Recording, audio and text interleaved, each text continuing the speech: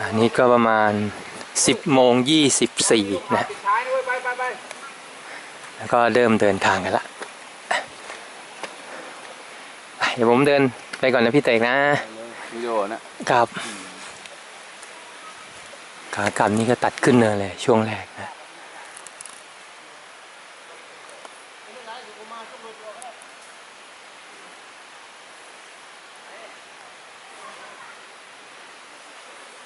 แคมป์แรกไปแคมป์2ก็ประมาณ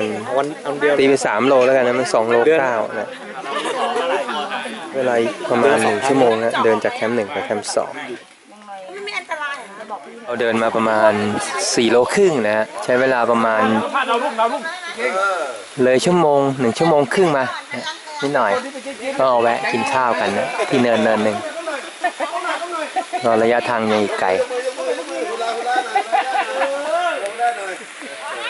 คนไปที่ร้านไปไหนวะ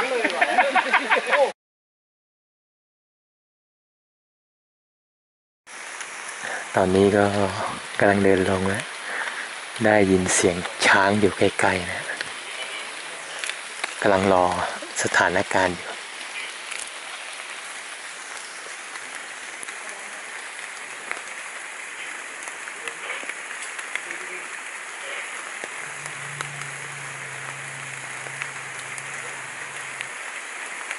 ได้ยินเสียงไหมครับ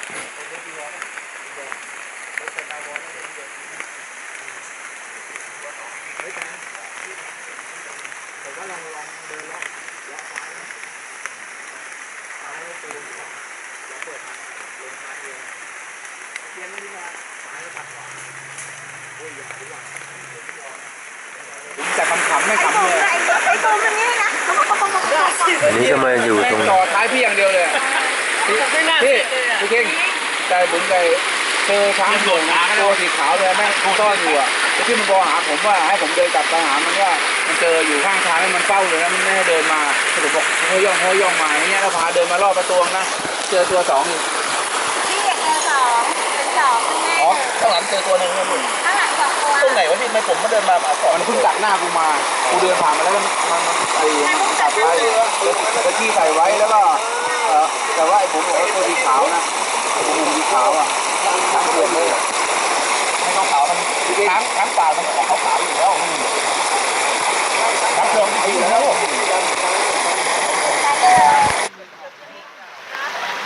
ไม่มีอะไร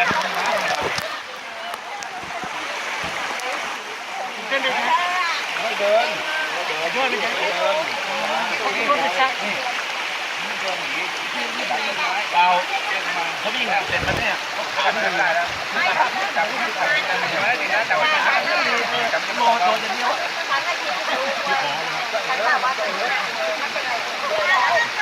ล้วฮะช้างมาหาต้นไม้ต้นไหนเสียบ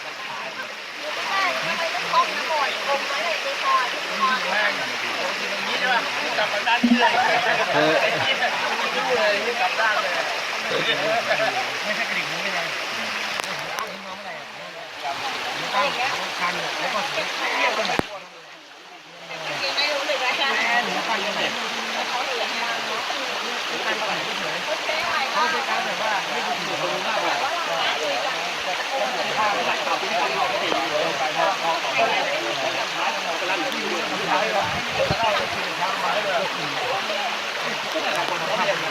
วอย่างน้ำป่าตัวอย่าง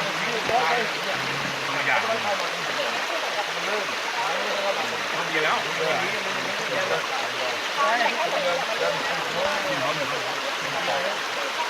ต้องลงนะหาขอไทย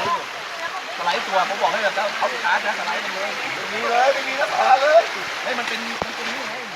ที่ผมเจออ่ะมันเป็นร่องเขาที่เราอยู่ตอนแรกผมบอกพี่ได้ยินป่ะได้ยินเลยโอ้โหต้องปลาไผ่แล้วพอเลี้ยวปลาไผ่ออกมาปุ๊บอะแค่หลงพ่อมาไปเร็วบอลมาไปเลยไม่หลวงพ่อเก่งเนี่ยไม่ท้ายสุดเลยไม่อย่างนี้หลวงพ่อโกยนี่หว่าเดินเลยค่อยไปโกยจะยังผมโกยอันนี้ก็กำลังพักอยู่โกก2 สลึงนะครับอันนี้ขากลับระหว่างทางแล้วก็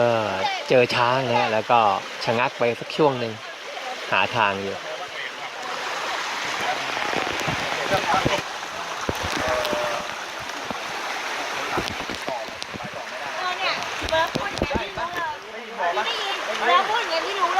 เพราะว่าทางมันชันมันไม่ได้ เนี่ยพี่วางเป้เสร็จก็คือว่าจัดทางตรงลงมาไม่ได้ตอนนี้ทีนี้ระหว่าง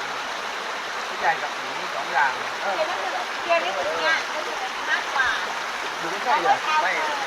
เห็นทางใหม่เป็นคือแล้วที่เอาประมาณนี้ประมาณ8 9มันรู้ต่อไปมันเป็นไปไม่ได้คน30 กว่าคนเดินผ่านหน้าขึ้น3 รอบขึ้นนิดเดียว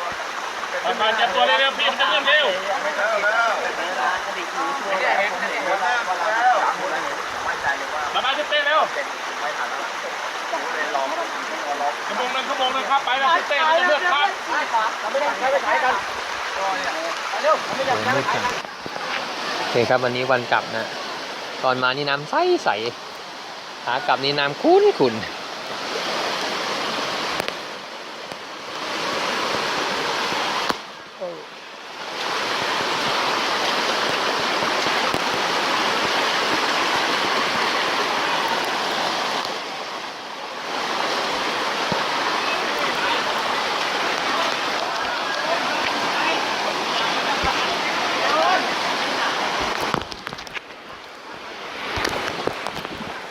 วันมานี่น้ำนิดเดียวเอง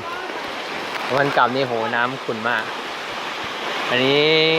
ที่มาถึงก็กำลังอาบน้ำกันอยู่นะ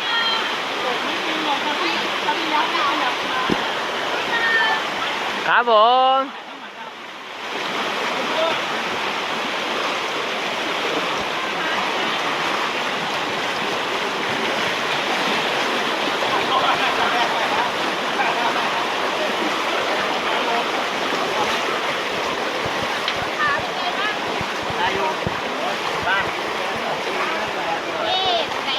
นะครับโอ้ เป็นไงคิวเห็นช้าง หนุกดีใครอะไรมาเนี่ย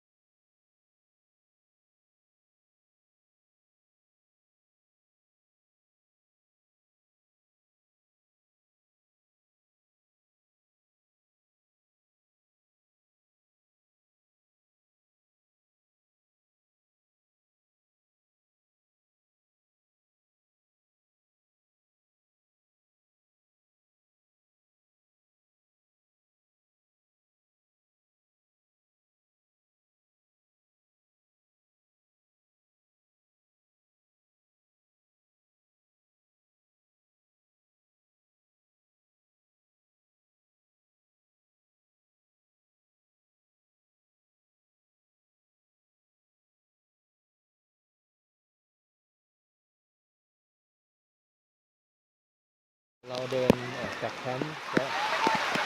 ประมาณ10 โมงนะประมาณ10 โมงมาถึงจุดขึ้นรถก็ประมาณตีไปสัก5 โมงครึ่งนะครับใช้เวลาก็ประมาณ7 ชั่วโมงครึ่งโดยประมาณนะครับตอนนี้ก็รอรถนะเมื่อกี้อาบน้ำกันแล้วก็ มายืนตากฝนบนกลางถนนมีรถโอเคอ๋อนี่โอ้ฟิตครับฟิต รถอะไรไม่รู้ มาแล้วรถชาวบ้าน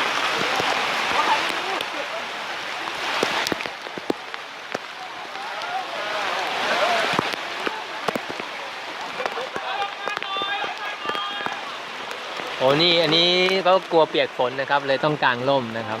แต่พี่คิงนี่คือเหงื่อพี่คิงนะครับไม่ใช่ฝนนะครับต้องดูดีๆนะครับ เ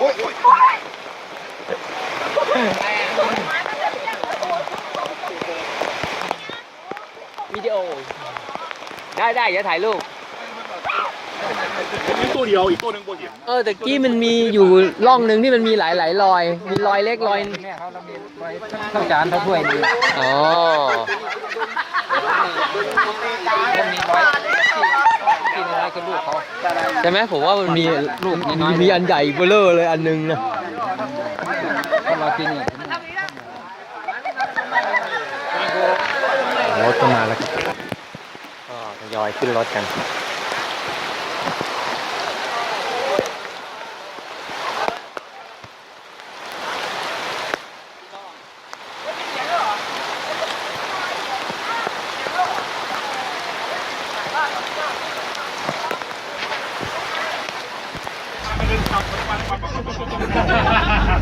เงียบกิ๊บเลยเดินกันยิ่งช้างขู่นะยิ่งพี่เอาไงดีพี่หนูว่าแม่งไม่สนุกแล้วว่ะโงูพิษพี่หนูว่าไม่สนุกแล้วงูพิษมึงร้ายมากเลยงูพิษเนี่ย ไม่เด็กดังแล้วมันนั่งลงทางตัวเล็กอ่ะ ไปบอกคนอื่นว่าเป็นช้างอะไรบอกแต่ละให้รู้อ่ะไม่ใช่ปักมือจะมาบอกไม่ได้เสียงกูช้างได้ยิน